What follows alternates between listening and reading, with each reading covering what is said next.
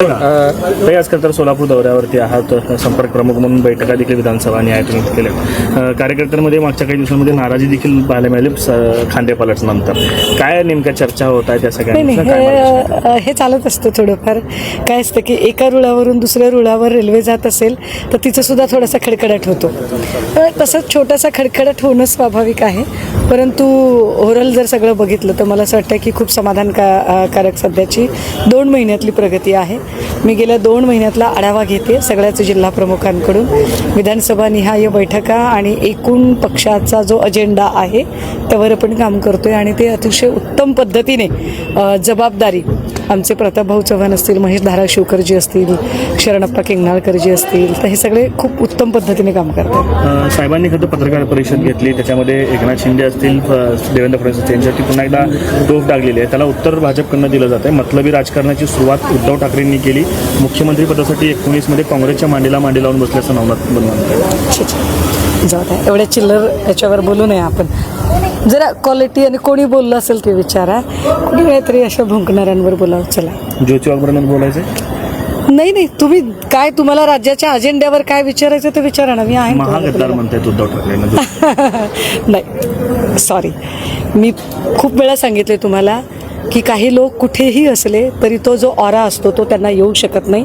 त्यामुळे मी पुन्हा सांगते की अशा चंगूमंगू लोकांवर नाही बोलणार मी. खरं तर जेनजींचं जे आंदोलन झालं त्यानंतर सरसंघचालक असतील किंवा पंतप्रधान नरेंद्र मोदी असतील, हे सातत्यानं जेनजीशी संवाद साधण्याचे प्रयत्न आता करतायत. मध्यंतरी सरसंघचालकांची मुलाखत झाली, आज मोदीजी IITN विद्यार्थ्यांशी संवाद साधतायत. नाही, मला मला असं वाटतंय की भाजपने ठरवून घेतलं पाहिजे की तुम्ही नेमके खरे कोणते आहात. कारण एकीकडे भाजपच्या काही टॅटोधारी भक्तिनी ज्या आहेत, त्या चित्रविचित्र ज्या किंचाळणाऱ्या, त्या जेनजीच्या आंदोलनाला फॉरेन फंडिंग होतं, जेनझीवाले कसे आतंकी वगैरे आहेत याचे डोस पाजळत राहतात. कित्येक भाजपाचे मंत्री आहेत, नेते आहेत जे जेनजीला अत्यंत वाईट पद्धतीने बोलत आहेत.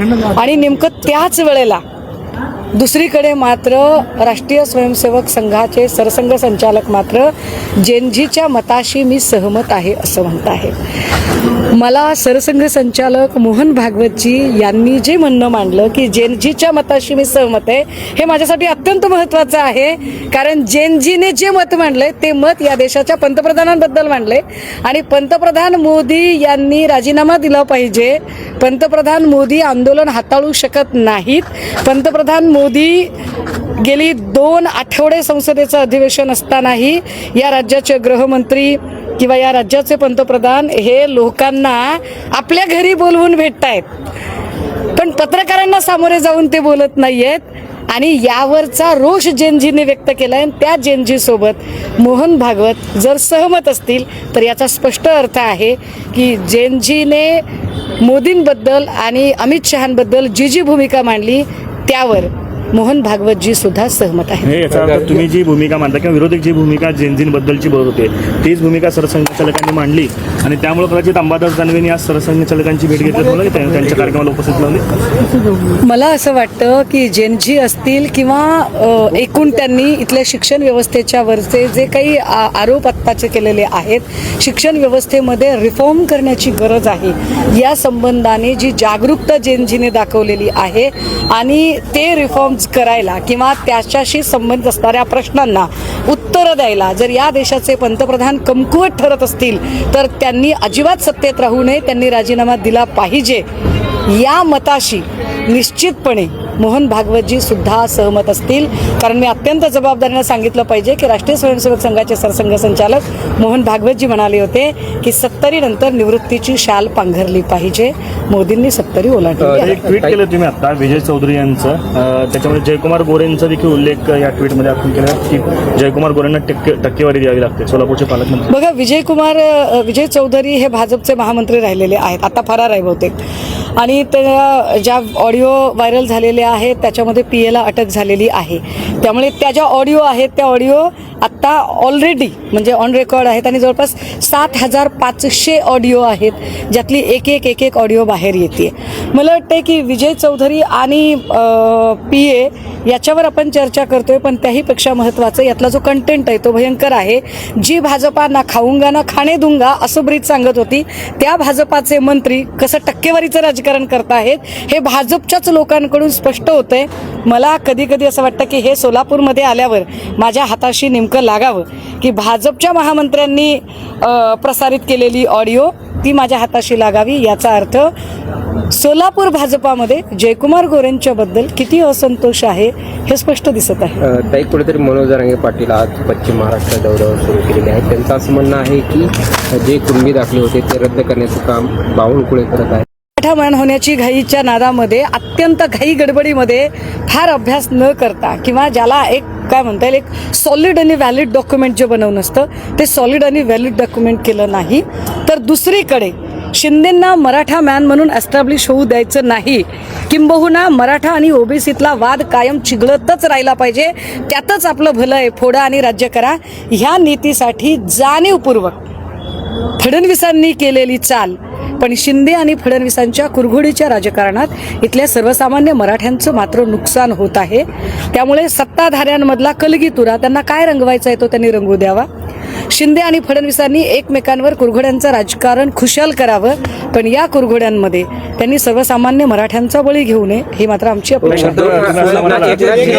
काही खरं तर तुम्ही सोलापूरला आलेला आहात. संजय राऊत आणि जयकुमार गोरे यांच्यात मध्यंतरी काही वाद सुरू होते आणि त्यानंतर तुम्ही सोलापूरला येता आणि तीच क्लिप तुमच्या ऑडिओ क्लिपमध्ये लागली. तुम्ही आता बिटवीन द लाईन सांगण्याचा प्रयत्न देखील केला. एकदा उलगडून सांगता काय नेमकं? नाही, मी परत एकदा आपल्याला उलगडून सांगते, असे खूप भाजपाचे लोक आहेत, सोलापूर भाजपामधले आहेत, महाराष्ट्र भाजपातले आहेत की ज्यांच्या मनात एक प्रचंड रोष आहे, राग आहे, एक अस्वस्थता आहे. जुने विरुद्ध नवे हा जो संघर्ष सध्या भाजपामध्ये चालू आहे, कारण नवे येऊन आयत्या पिठावर रेगोट्या ओढत आहेत आणि जुन्यांना मात्र त्यांच्या तोंडाला पाणी पुसण्याचा प्रकार होतोय. त्यातच ज्या पद्धतीने जयकुमार गोरेंनी सोलापूरमध्ये एकूण कार्यपद्धती अवलंबली आहे की सगळं मीच खाईल, ते काय म्हणतात सोलापूरच्या भाषेत मुसरं सुद्धा देणार नाही, हे जे आहे हे अत्यंत वाईट आहे. आणि त्यामुळे जयकुमार गोरेंच्या विरोधात एक पक्षांतर्गत मोठा असंतोष आहे. अशातल्याच काहींनी काही ऑडिओ काही डॉक्युमेंट, मी उद्या त्याच्यावर बोलेन, उद्याच्या पत्रकार परिषदेत मी बैजवार त्याच्यावर बोलेन की अशा अनेक गोष्टी ते आमच्यापर्यंत पोचवतात. त्यांना वाटते की कोणीतरी त्यांचं दुःख, ते जे सनातन दुःख आहे ते कोणीतरी वाटून घेतलं पाहिजे. मी फक्त तुमच्यापर्यंत ऑडिओ पोचवण्याचं काम केलंय. परंतु जयकुमार गोरे आणि जयकुमार गोरेंचे बंधू किंवा एकूण त्यांची जी टीम आहे ही भाजपमधल्या इतर लोकांना अजिबात त्या सत्तेचा आस्वादच घेऊ देत नाहीये. आणि हे सोलापूर भाजपाचं दुःख आहे की एक सोलापूरच्या बाहेरचा कोणीतरी येतोय आणि तो सोलापूरकरांवर राज्य करतोय. ताई, संजय राऊत आणि जयकुमार गोरे यांचा जो वाद चालू होता त्यावर तुम्ही एक प्रतिक्रिया दिलेला होता की त्या ठिकाणी नमस्कार सोलापूरकर, आपल्या सर्वांच्या आवडीचा आणि खूप दिवसांपासून वाट पाहिलेला आर्टिस्ट्री शो पुन्हा एकदा येतोय. 6 ते 9 ऑगस्ट या दरम्यान Malabar gold and diamonds Solapur या ठिकाणी गेल्या वर्षी आर्टिस्ट्री शोला जबरदस्त प्रतिसाद मिळाला होता.